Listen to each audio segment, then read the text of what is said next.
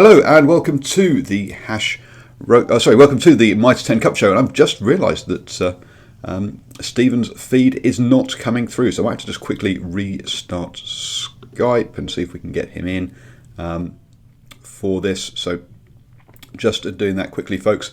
And yeah, welcome to round 10 of the Mitre 10 Cup. We now know who our what our four semi-finals will be. The two obviously in the Premiership and two in the Championship. For you tell me, Paul, there's only two semi-finals. How can there be four? That's how they can be. So, yes, congratulations to all the teams that have made it. And first up, what I want to let everyone know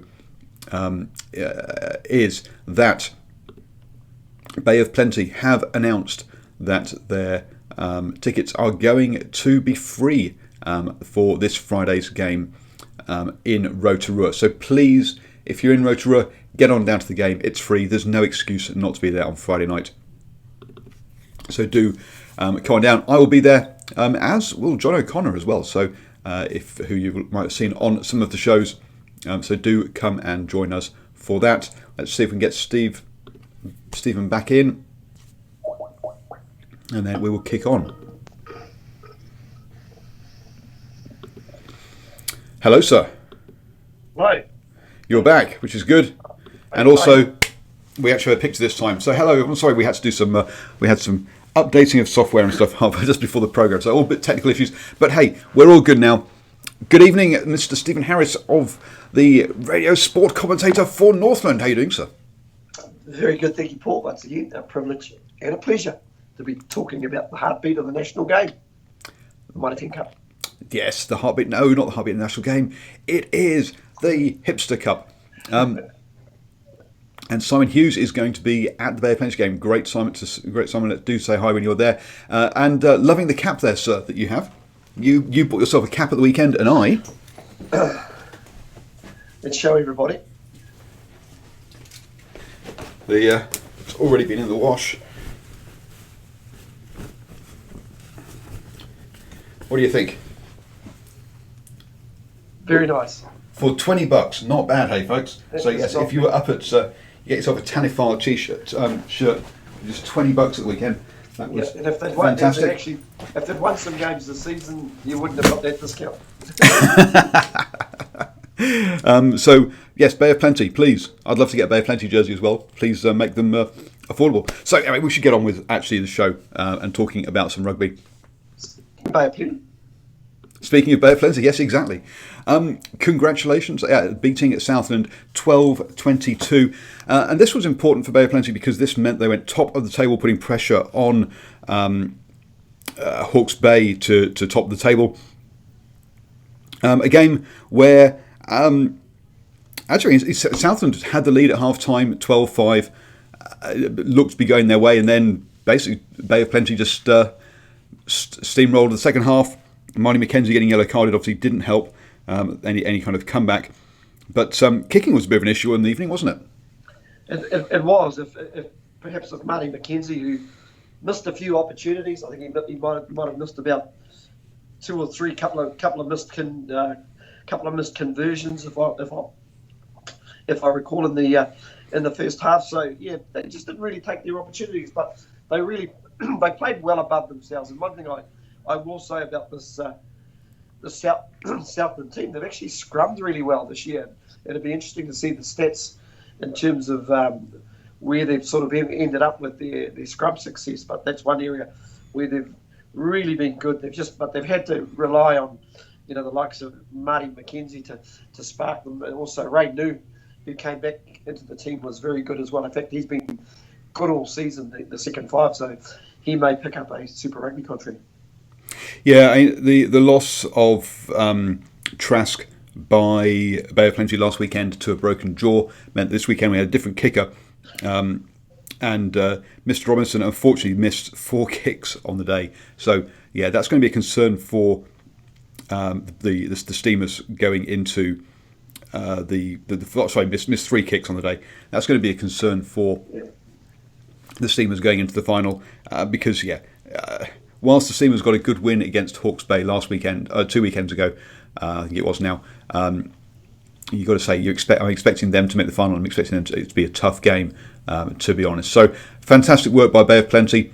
Tomorrow I was going to actually jump onto. They're obviously top of the table. The top of the table for the Premiership was Tasman. The head coaches for those two sides are both also coaches for the Maori All Blacks. Any coincidence, do you think? Yeah, but there is a bit of a yeah.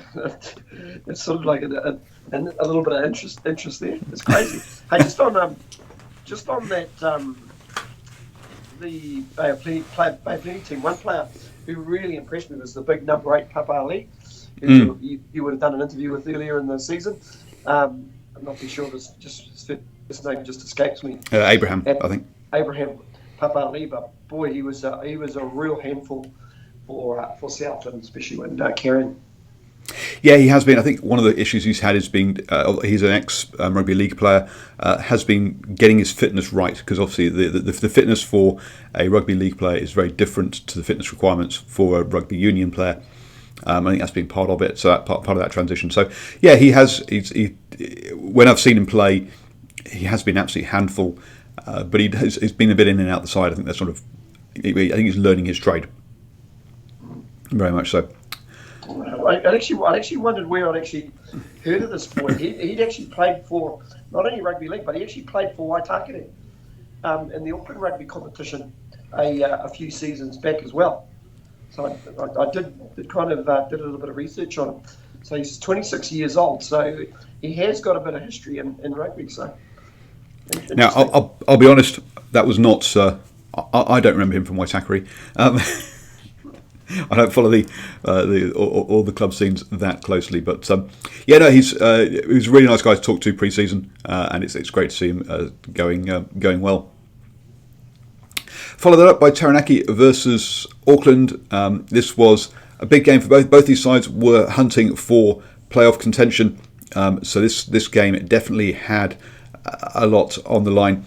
Followed a fairly similar story to the Southland one. Taranaki up at half-time, 11-8, but then couldn't score in the second half, and Auckland just ran away with it.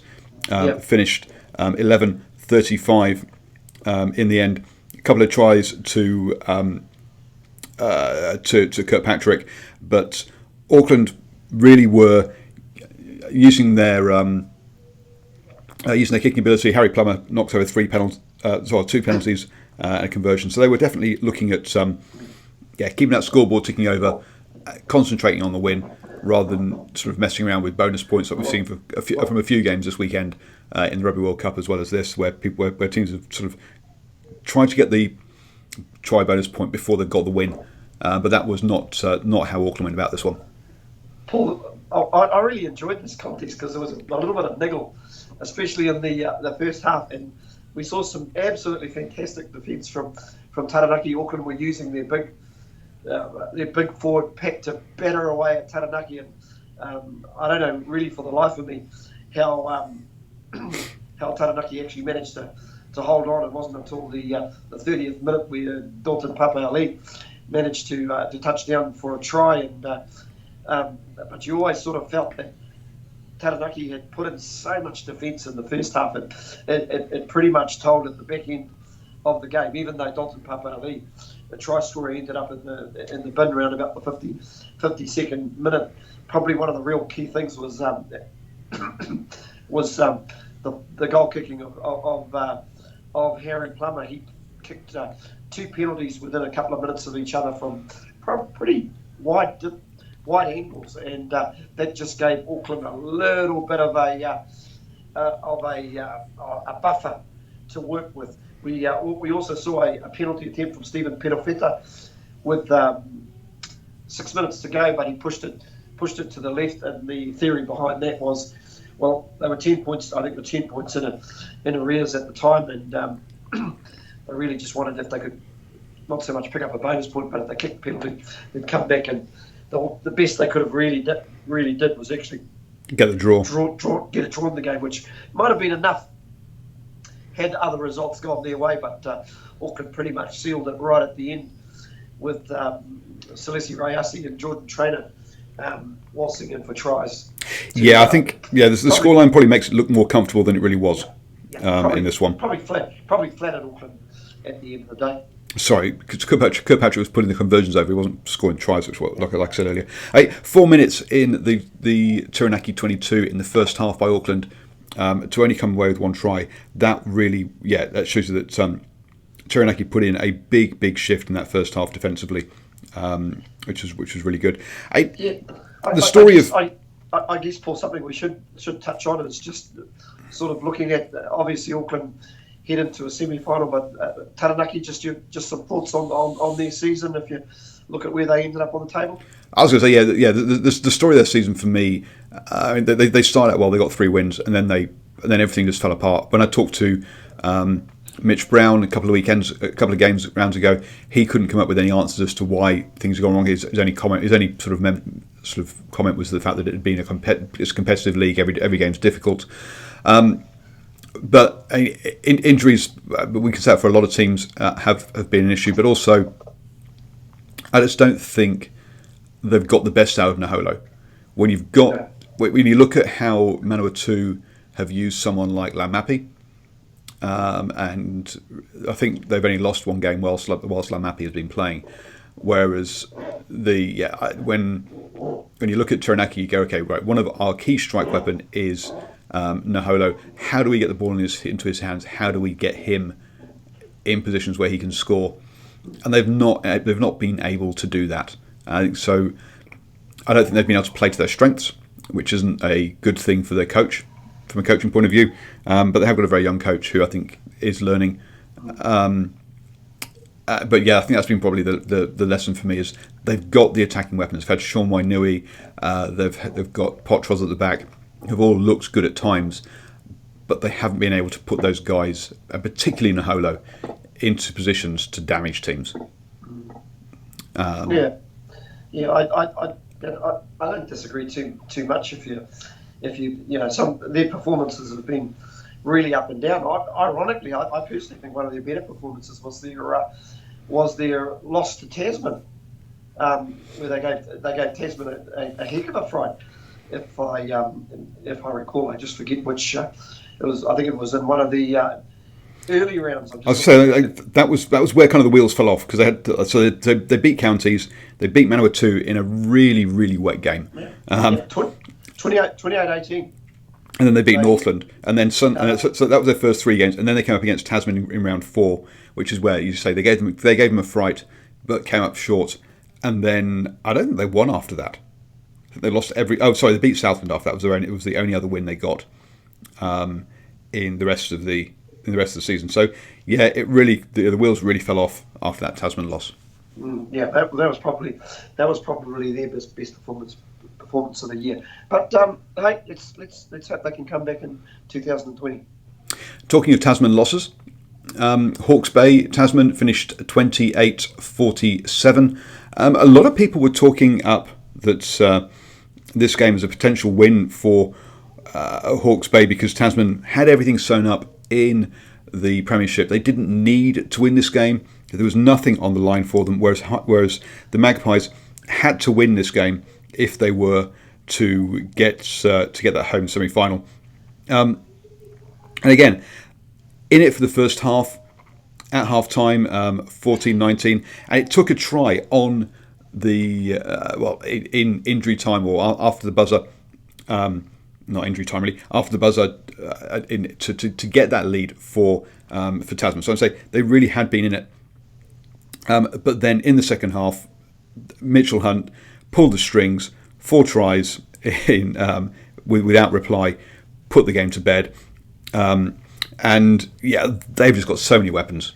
Oh, listen, from the 43rd minute, they just kept ticking it over, and I think you've got to realise they've got big backs as well. The Whaiunuku brothers are both big boys. Amua is a big boy. You talk about big backlines. Nankiville is another guy who's a fairly solid guy, and David Havili from the back. Just far too much quality. Listen, credit to Hawke's Bay. They didn't lie down and came back with they pretty much had the last say, and Caleb Markini and also Jason Long scored tries in the 67th and 78th minute, but really at the end of the day, couldn't hide the fact it was a 19-point loss, and they were soundly beaten. Listen, I know on certain forums there were people saying, "Oh, there was more of an expectation," but for crying out loud, this is a Tasman team, and like you rightly said, Paul, they didn't have to put out a strong side, and I think the people were probably thinking, "Yeah, Hawke's Bay will give them a go," but that was up until they named their team, and when they named their team, they actually put a full strength side. Yeah, and let's just run through that for briefly. Yeah. So Crockett, Makileo, Lomax. That's a Super Rugby front row. Quinton Strange, Pere Parkinson. Well, now we've got a Super Rugby front five. Blackadder, Havili, Norris. Okay, so now we're getting into some club players. But again, Blackadder has been fantastic. Christian Hunt is your halfback pairing. Again, you've got Super Rugby. Yeah. Ninkaville, Amua, all Super Rugby. Whainuku brothers. They've one of them was overseas, but one was with the Crusaders. Didn't get a lot of game time last year, and of course David Havili. And if you look on their bench, Hugh Roach, Waratah Salmon, the loosehead prop, he was with the Blues a couple of seasons ago. Yeah, they don't have the names on the bench, and there was there are a couple of players missing, of course, Liam Squire and also Will Jordan. Are the names that are missing there? But sure. Boy, yeah. Okay. So it isn't an absolutely full strength side, but it's still a very, very strong side. Anyone who thought they were going to roll over was a joke. Morney Vanderberg, ex-Nelsonian, who's in South Africa now, says, can we talk about individuals? Blackadder, Nankiville, Havili, Jordan, Amua. Jordan played the scon. He had a weekend off, but he'll be back probably for the semi-finals. Blackadder has been someone that is destined for higher honours. He has been absolute quality. He's been really good. Nankiville, wow, yes, another very quality player. A player who forced out, who forced his way into the Chiefs team this year. But you've got to say, with that logjam of centres, is he going to become an All Black? I don't know, because there's so much quality there.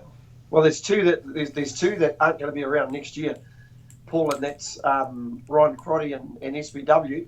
So all of a sudden that open, you can't just rely on Goodhue and who's the other? Good for Antoinette Brown. You've got Lamapi, but you've also got Tapia coming through at the Chiefs, who has been very good.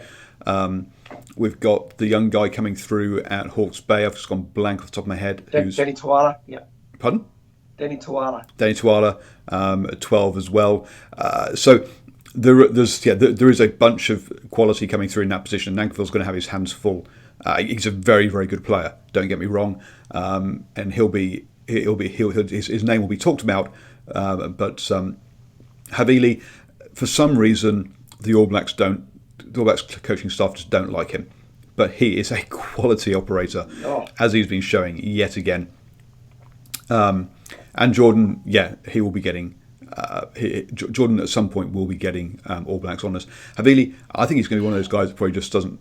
I can't see him adding many more because, as I say, there have been opportunities when he could have been selected and they haven't done. Now, admittedly, it's going to be new All Blacks coaches, so we'll see what their view is. But all absolutely quality guys who could do jobs at international level. Absolutely, I just for some reason. I just don't think Havili is one of those that will get much more at that level. Just on the Hawke's Bay team, they do have a core of very young guys and Whakatava, McClutchy, and I thought probably out of all the team, I thought Flanders, the number 8, was very good. Let's not forget Gareth Evans. Evans wasn't there, so I just think maybe their coaching staff made a couple of selection errors as well. I would have had Isaiah Walker, Leowity, just to add a little bit of. I think you needed an extra bit of physicality against a team like Tasman, and I'm pretty sure they probably should have started with Ben May. Yeah, I was going to say, when you look at that bench where you've got Ben May, Walker Leary, Gareth Evans, all on the bench. You're like, mate, you can't leave that much quality on the bench. I'm sorry, No. you've got against Tasman, you've got to put your best 15 out and try and run them for as long as possible. Yeah, I'm not even sure if Evans actually played. Paul, he might have been a late withdrawal off the bench. I stand to be correct. Stand to be corrected there, but I can't recall him taking the field, so he may not have played. And he was missing a couple of weekends ago in Battle of the Bays, so I think he might be coming back from injury, which might be what's going on there. So that meant the Magpies finished second in the table behind Bay of Plenty. I'll be honest, I was happy with that result because it means that I can get to the Bay of Plenty final if Bay of Plenty make it after this weekend. So yes, but well done Hawke's Bay for being basically the pace setters in the championship and just come up just slightly short. Tasman obviously been fantastic all season. Manawatu versus Counties. Counties came into this one already knowing they were relegated. We'd heard that they were searching for a new head coach. You could see that why Counties would be dispirited coming into this one. Manawatu, after a tough start to the season, had really got their season on track.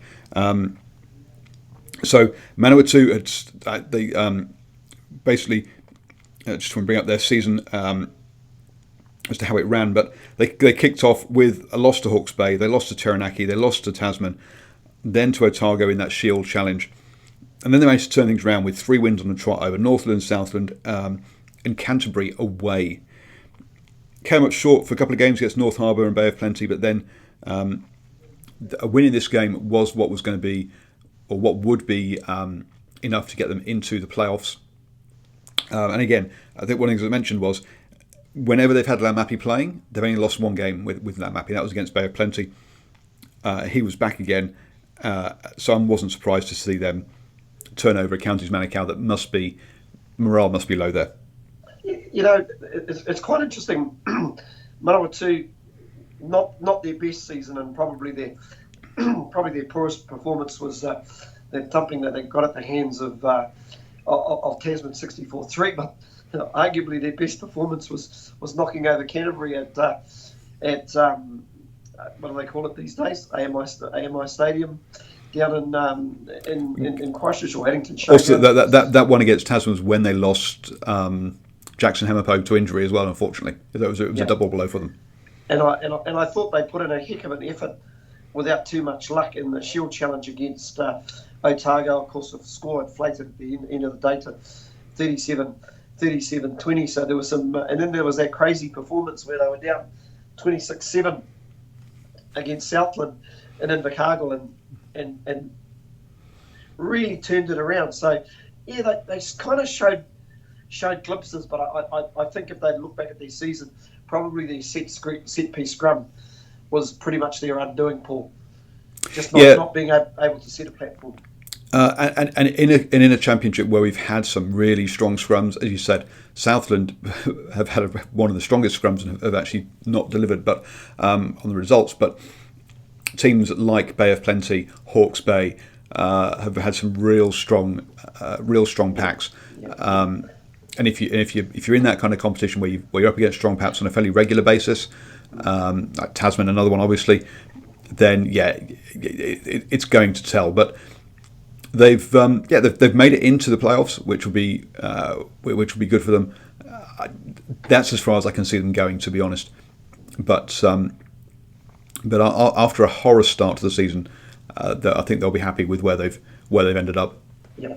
They were certainly looking down the barrel after those first.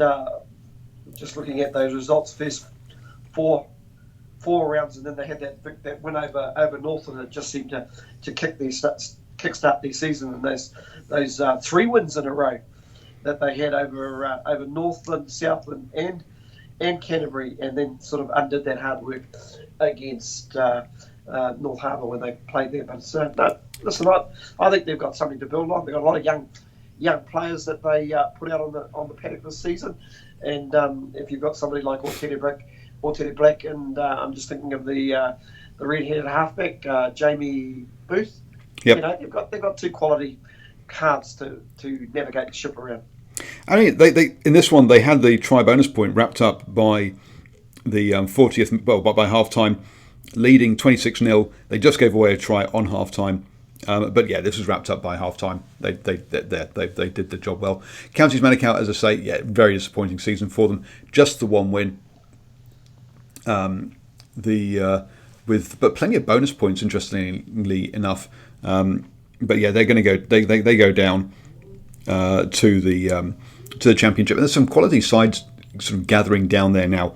So it's going to be tough for them to get back out. But yeah, their second win of the season or second game of the season when they won that, beat North Harbour was their only win. And yeah, it's been a tough old season for them. So good luck. Oh, very much so. Listen, they played with a bit of spark in that early rounds. You know, that Taranaki Counties Manukau game. We remember talking about that game because they dominated Taranaki at scrum time.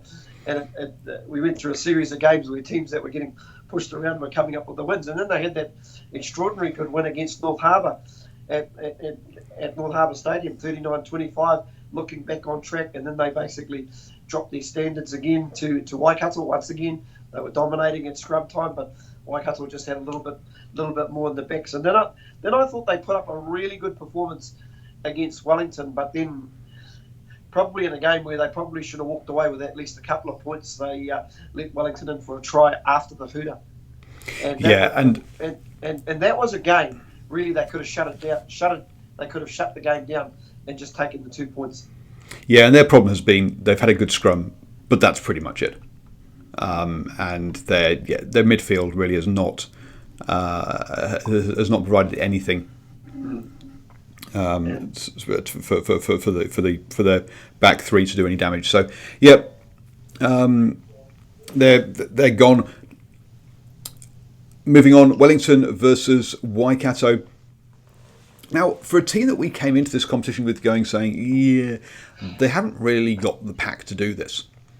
To have finished up with 7 wins, 1 draw and 2 losses has been very good. I think playing Tasman up first, getting that 45-8 loss, probably led us to, and then drawing with Hawke's Bay the following week, probably gave us a negative opinion straight off the bat for them. But from there, they really went on a run of just knowing how to win. Quite a few close games in there. They came up short against North Harbour, but by then they pretty much they were already, think at that point, rotating players come the thing come for the playoffs. But yeah, great back line who know how to get the job done. Yeah, listen, probably two games kind of defined their season, and ironically they're a week within each other, and that's the Auckland game where they drew 20 all. Once again, they got probably torn a new one at scrum time, but did enough to hang tough in that game. And well, I'm talking about Wellington Hill, yeah? Oh, no, I was just referring to Waikato. Oh, okay, I'm not talking about Waikato yet. how their season panned out. We'll get to that Wellington performance, but I just thought if any 2 games kind of defined their season, it was those 2 games against Auckland where their scrum got absolutely munched in that game by Auckland, but they hung tough and they hung in there, and theoretically should have been given a penalty or an opportunity to win that game. And then you think the Harbour game where they had a really good lead and then they got run down in 10 minutes. I think Harbour scoring 3 tries in about the last 10 or 12 minutes, and then a week later that loss to Hawke's Bay at Waikato Stadium. So yeah, I actually thought they'd go into the Wellington game with absolutely nothing to lose, and the way it actually started for them, I thought they're pretty much up. They're pretty much up for this game, but yeah, Wellington pretty much really and truthfully put it to bed from the 30th minute. Yeah, it's been a strange old season for Waikato. I mean, they've had 3 wins, but the wins were against Canterbury in the opening round, which obviously gave them a lot of confidence. They drew with Auckland, as you mentioned. They beat Counties Manukau. I'm trying to find their 3rd win, which was against Taranaki. But they lost to Otago. They lost to Hawke's Bay. They lost to Bay of Plenty. Hawke's Bay. Yeah, that's right. So they lost 3 of their crossover games, which kind of shows you the strength of that championship. Has really been very strong. So it's been a weird old season for that point of view, because you're supposed to, for the Premiership teams, those games against the Championship teams are supposed to be bankers on the whole. And for Waikato to actually lose 3 out of 4 of those, shows the strength of that one. It shows, they've managed to beat good teams and lose to supposedly not quite so strong teams, which has been a bit of a strange one for Waikato. Yeah, there you go. I agree. Boy, they've got some talent. The coaching staff have used a lot of players. Listen, if there's one guy who could learn how to throw into a line out, because what he does around the paddock is pretty impressive. Takiaho, oh my God, his work rate. I even thought in the Wellington game, he was so impressive. But he's just an absolute beast with ball in hand. I always like to look at the way James. Well, no, just before we go off Samasoni Takiaho, here's somebody who was chasing Severis on the try-scoring charts last year. All Black Severis, who doesn't seem to be able to not score. Samasoni was scoring at the same rate as Severis until the closing stage of the season. So you say work rate around the park, really good. He just needs to be able to throw his arrows straight. Yeah, and he needs to address that. And they've got core guys. Let's not forget they had a few injuries at the top of the season as well. One thing I will say, as the season went on, their scrum seemed to get better, Paul. And it had to be honest. We've been talking about this in Wellington, one of the weaker scrums, so they could probably get away with it in that game. But there are just too many strong scrums in the competition this year. A lot of players who we thought might be away with the All Blacks in things like Lomax or Carl Tuanakasi, Aidan Ross. I mean, there's a whole bunch of players who quality front rows around there, and so if you haven't got that strong one, as that strong pack, you're in for some trouble. In this game, though, Wellington put it to bed early, didn't they? No, they did. Wellington are one of those teams. If you let them run and play their offload game, they will hurt you. They will hurt you all day. And a player who's just been an absolute stand-up for them all season is the skipper, Duplessis Karifi, ironically, a Waikato boy. Mm-hmm. Listen, pound for pound, he'd be one of the toughest loose forwards running around in the Mitre 10 Cup. His work rate is just absolutely staggering, along with James Blackwell. James Blackwell is a really underrated player, but man alive, he doesn't make a lot of mistakes. Not a big lock, but boy, he's not shy to carry into contact. And I thought those two in the pack were very, very good. Gave them a lot of go forward as well, and also probably not that it wasn't a real standout game from Taranaki Ben Nicholas. We know how talented this guy is, but boy, he gallops down the middle of the paddock like a back, doesn't he? Yeah, absolutely. And Morne Vanderberg talks about that some rich talents in families. Now, look, this is the brothers' side, because you've got 2 Golden Bashops, you've got a couple of Proctors, you've got a couple of Amanga Jensens in there. Yeah, it seems to be full of brothers. But Husson, fantastic back, also in there. Vince Arso, what is his best position? Good question, because maybe it being versatile and be able to play both sort of 13, 11, and 14, even 12 to let's be honest, isn't perhaps helping him. But I think a fantastic player. The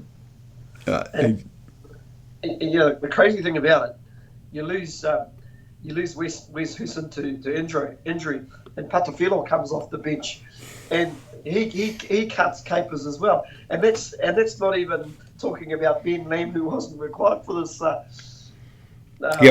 for this game. So they have their style. Wellington, when they get it right, are an incredibly attractive side to watch. They just play the game at 100 miles an hour, they're probably just a little bit guilty sometimes of just making basic errors and kind of Jackson Garden Bishop really sums that up. When he's brilliant, he's brilliant. And unfortunately, he's just as capable of making mistakes. So they may have suffered a key injury though to Peter Umanga Jensen. He was pretty much on crutches, got assisted from the field, and the injury looked really, really serious. But like you say, they've still got enough quality. You talk about where's the best position for Vince Arcel. I think he could easily slot into wing or centre, Paul. Yeah, no, agreed.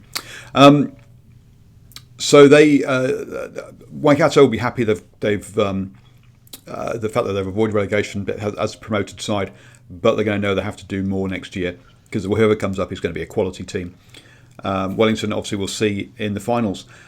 Moving on then, Northland versus Otago, 40-10. Now, one of the questions that was bouncing around at that game because we were up there was, where has this Northland team been?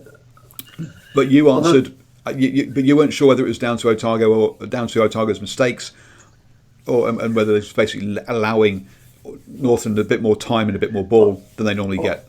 Well, I thought about it today, Paul. People have gasped, where has this team been? It's because this is a completely different team than the team that started the season.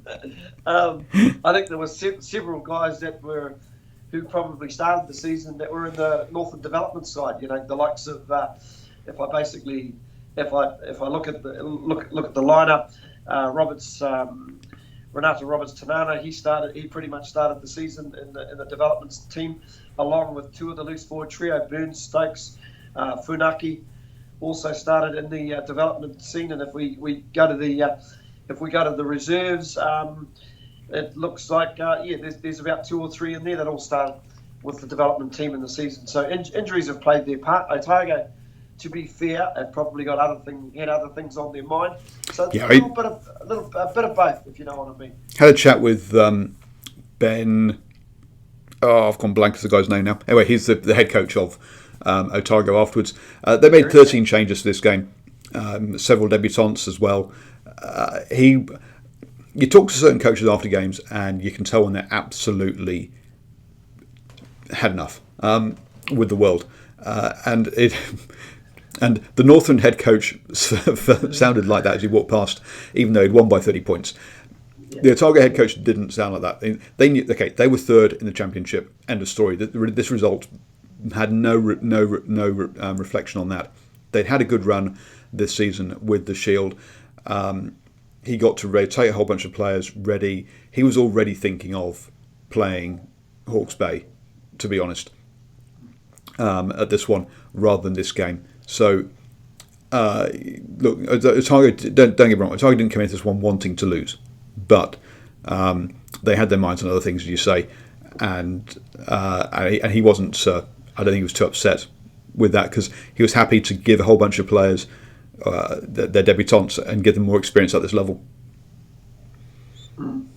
Yeah, no, I go along with that. Happy for the loyal supporters that rock up to Northern every weekend, and there were some nice tries, and finally the passes pretty much stuck for the Taniwha. Probably the last time we'll see Jack DeBrasini in a Cambridge blue jersey. The word is he hasn't re-signed with the reunion and is heading up to Japan. I messaged him today, but he hasn't got back to me. They're probably, I don't know, maybe they're having a mad Monday for it. I'm not too sure. Hopefully not too crazy. But all in all, listen, I think Northern, they started the season with a lot of hope, but in reality they'll probably look at a lot of their activation and what they were actually trying to achieve, because in terms of set piece scrum and line out, they did pretty well in those areas, but there's more to a game than this scrum and line out. Injuries certainly didn't hurt, but I know, talking to a few people at the end of the game yesterday, there were a couple of selections which raised a few eyebrows during the season, namely Scott Gregory being played at fullback. To me, he looked much more comfortable in the midfield yesterday. He's the sort of guy, big strapping lad. I think you want to get him involved on the on the advantage line. I think part of that was the fact that Highlanders come back, so they had an extra back three player that allowed him to come in. Injuries have been Northland's big problem here. They've got a good program. They're heading in the right direction. It takes a few years, and I think it's got to stick with it. Up there. Yeah, I don't disagree. I know there's a lot of people on the outside who want change, but listen, you've got to have. I think you've got to have a better reason than that to change. Yeah. And you've got to. If you change, you're just going to have to re-go through the whole processes again. And what you're talking another 2 or 3 years to put it into place. I think stick to what you've got and see how it plays out. Agreed. Final game of the round was a Ranfurly Shield Challenge game. Canterbury against North Harbour. Also, North Harbour knew that if they won this game, they would get themselves into the playoffs. And oh boy, did they give it a shot. They had this game. They were winning this game going into the last 5 minutes, I think it was, only for an after the hooter try by Allen to snatch the win away from them. But yeah, we were driving back from Northland, so we didn't get to see this one. We listened to it on Radio Sport. But yeah, it sounded like they had a great day down there. Some really good rugby by both sides, and North Harbour close, so close. Yeah, some real heart to shown by Harbour. 17-5 down at half time, and then they basically picked up a try 7 minutes into the second half from a man I've never heard of, Huasema, I think his name is, Fijian boy. Beautiful try from a cross kick, and then Hall kicks a penalty. Canterbury stretch it out again with a Josh Mackay try. I think it's the second of 2 tries that he scored yesterday. God, what a season he's having! And then basically Harbour came back and scored a try, but a couple of missed kicks along the way. Sean Stevenson missing the conversion, but absolute heartbreak for North Harbour. Even Brett Cameron had a shot at goal with 4 minutes to go and missed the penalty, but that winning try 2 minutes into injury time, and from one of the images or the highlights that I saw, a good crowd, probably a good way to round off things down in Christchurch. Yeah, I think we had North Harbour down. Obviously, Canterbury, go on to the semi-finals playing Wellington. But to round off North Harbour's season, I think we came into this one saying, yeah, they're probably going to be solid mid-table, not get relegated, but not be quite good enough for the playoffs. And that's exactly where they finished. Very good, a good scrum, some really dangerous backs, but lacking that first 5-8 really to run the show. Just not had enough that flair there. You know what? Some real hearty performances, and it started.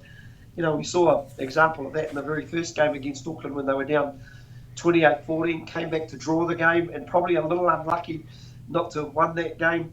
And then they probably went back to their back to Harbour thinking, we could probably take counties down, but they were well beaten by 14 points, and then a victory against Southland away, which was kind of what we expected. And back to once again, it was almost starting to look that their home games were like a bit of a graveyard, because they came back and they played Bay of Plenty and got beaten at Harbour Stadium again. And then we had that crazy game against Waikato where they showed a lot of heart to come back and beat Waikato from a long way back. But I thought one of the real good performances that I enjoyed from Harbour was the 21-17 loss to Tasman down in Nelson, where they played very, very well. And I thought they were really unlucky with a lot of the calls, and they really made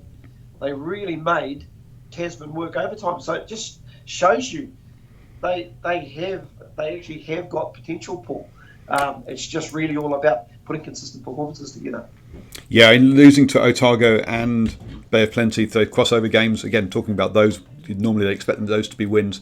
And as you say, just winning games, or getting very close in games you don't think they're going to. Auckland, Tasman, beating Wellington, then losing games you'd think they'd win, such as counties, Otago, for example, at home. Lack of consistency. Got some of the good pieces. Just need that first 5-8 for my mind to really get get over the line. It just seems, Paul, looking at these results, that they really got up for a lot of their premiership games, but maybe just dropped their standard when they played the championship teams. Yep. Popping over now to the Farah Palmer Cup. North Harbour lost out to Tasman in the championship quarter-final, with Northland beating Taranaki 32-14. We were up there for that Northland game. Northland, this is their first time they've had a team, and to go and get themselves all the way to the semi-final in the championship is fantastic for them. That's their fourth win of the season now. So 4 wins and 2 losses is a fantastic return for Northland. Taranaki, people will be saying, look, that's the second season on the trot where Taranaki have lost all their games. Yes, it is, but the points difference last year was minus 400. This year it was down to minus 162. They're heading in the right direction. They'll be much more competitive in the games. Again, a new program that's going to take 3 or 4 years to get going. So really good. So done really well, which is on the Premiership side. So that means that now Otago will host Tasman and Hawke's Bay will host Northland in the Championship semi-finals next weekend. In the Premiership, counties beat Waikato, Manawatu lost to Wellington, and Canterbury beat Bay of Plenty. Canterbury have been the standout team, keeping hold of the JJ Stewart trophy, which is the Ranfurly Shield ladies. Which means Canterbury will host counties next weekend, and Auckland will host Wellington. Interesting. That Auckland team, very, very young team, but we also know Wellington is a good side as well. I think to be honest, I think they're all chasing Canterbury. Absolutely, I can't see anyone but Canterbury winning the Premiership, and the Championship is going to be between Otago and Hawke's Bay, the two that had a rest weekend. Comment from the chat here. Did you have a touch on Southland? Might be wrong, but I understand they're one of the richest unions, flying in coaches and players weekly. Can they not keep classy players? Right, first up, Southland are not one of the richest unions by any stretch. They're one of the poorest unions. They've got one of the smallest catchment areas of population, but one of the largest areas, which makes it really difficult for them. They have a particular... one of the reasons you might be hearing that players and coaches flying in is that they have a pretty weak club competition that really needs building up. So they don't have the resources as in not financial resources, but playing resources to pick from that others do. So no, sorry, Southland are not one of the richest unions by any stretch, but they have managed to pay off all their debt, I believe, which is good. Yeah, they've only, I think about a year ago, they paid off a $500,000 loan to the rugby union, from what I believe. So yeah, no, they've struggled. In fact, I think they've probably got one of the lowest budgets of all the teams. Yeah. It makes a fair point, though. We didn't probably cover them off. I mean, to say they probably had to roll out the coaches, Dave Hewitt, who's moved on, Dave Hewitt, and also Dale McLeod. I would have mentioned Dale McLeod will probably hang around or at least try and apply for the job. Listen, they were plucky. Just that performance against Canterbury where they got beaten by 80 odd points. But you know what? From there on out, I actually thought they did really, really well to turn it around. If you think their first game, they lost to Northland by 10 points, and then the Shield Challenge against Otago, I thought they showed some ticker, but got beaten by 20 points. So it was really just that performance against Canterbury and also the Auckland performance where they were well beaten, but most of the other games, I actually thought they showed a lot of heart. Obviously, their best performance, that victory over a disappointing county side. But listen, it'll be just another year under the belt for a lot of their players down there, and hopefully they can only get a little bit better. But I can't see them having to spend a lot of money. They're going to need to attract some players down there. But I know one player that they took a punt on and signed at the beginning of the season was Charles Alamalo, the brother of Solomon Alamalo.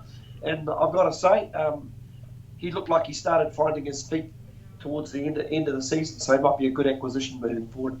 Cool. He also mentions that the Nelson region boys heading over to Buller to get sort of game time in the Heartland Championship. Yeah, we see that across all of the Heartland teams, which is good to see. Right then, so for final time, Friday night, Bay of Plenty versus Manawatu. I will be at Rotorua for that game. As I said, it's free entry, folks, so please get on down there if you're in the area. For me, that's a Bay of Plenty win. Manawatu, say they've improved a lot, but Bay of Plenty managed to contain Laumapi last time out in Taranaki, and I think they'll do the same again this Friday. I'm thinking it's a night game. It'll be interesting to see what the weather conditions will be like. I think Manawatu will get closer this time, but Bay of Plenty will still run away by 10, 15 points. Yep. Then we have the 2 o'clock game is Tasman versus Auckland. I'm assuming that's down in Nelson. Whilst Auckland will go down and do their best, but there's a good reason why Tasman are 10 wins from 10 games, and that's basically their defence. No one scores against them. They've only given up 114 points, so Tasman, I think Auckland will be smash themselves against a brick wall, and Tasman will get the points they need for a home final. Again, probably by about 10 points. Yeah, no, don't disagree with that. I think we'll see a much more improved performance from Auckland, but I just feel across the board with that squad that Tasman has got, they've got so many strings to their bow. I think Auckland will stay in the fight for a lot longer, but eventually Tasman will wear them down. That's then followed by Hawke's Bay versus Otago. Now, the smart money will be on Hawke's Bay here, but having talked to Otago's head coach after the game at the weekend, they really are up for this game. And as we said, when against Northland, sure, they lost to Northland, but they weren't thinking about that game. They were thinking about the Hawke's Bay game. Hawke's Bay were thinking about Tasman, I'm pretty sure, this weekend. So, yeah, I'm kind of smelling an upset on this one. Now, mate, is that heart over head because Hawke's Bay refused to talk to me after games? Maybe there's an element of that. But I'm going for I'm 5-point away win for Otago. Perhaps a bit, I say, heart over head there. I'm going for the home side. I know Otago have rested a couple of players, but I also know they've got some injuries as well. You know, guys like Lynchies, Dixon are a big part of that pack, and not easy to replace. So I think Hawke's Bay will want to bounce back after last weekend, although they have got some injury concerns of their own with Danny Tuala. If he's not playing, that will be a huge loss. Although, from what I think, they've got the likes of Sam McNichol to come back, and Joe might be available for this game as well. So there are guys coming back in. Oh, apparently Blenheim is when they're playing Tasman are playing. So thank you, Simon, for that update. And then finally, we have Wellington versus Canterbury. Oh, that'll be a cracker. I'm going to go Wellington. Yeah, same here. I mean, they've been doing the business this season. They've only had 2 losses. They're just such a dangerous backpack. Well, no, back set of backs. But actually, I mean, looking at this, Wellington, no losing bonus points from their 2 games, 3 losing bonus points from Canterbury, which shows that those, even though they have lost 4 games, they've been close. Yeah. Points difference: 52 for Wellington, 147 for Canterbury.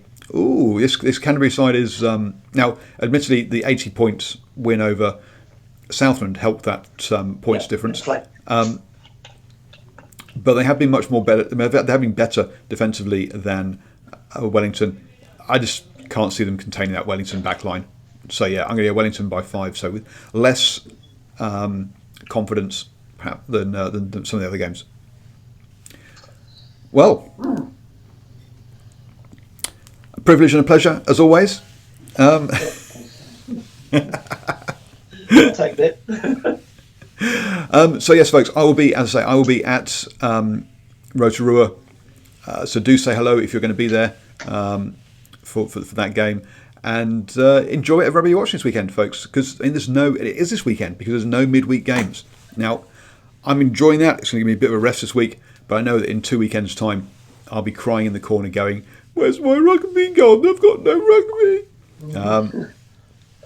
So yes. Stephen, are you going to get 20 games this weekend? No, I'll probably there's some real in the scheme of things. There's some real big games coming up from Japan. There is. The weekend, so no, I'm gonna sort of pack myself up because a lot of these semi-finals are a little bit away from Auckland, if you know what I mean. But hey, listen, if you got any thoughts or you want to message me, I'm on @Stephen73_H. That's my Twitter feed. So just drop us a line. Yeah, catch you on that.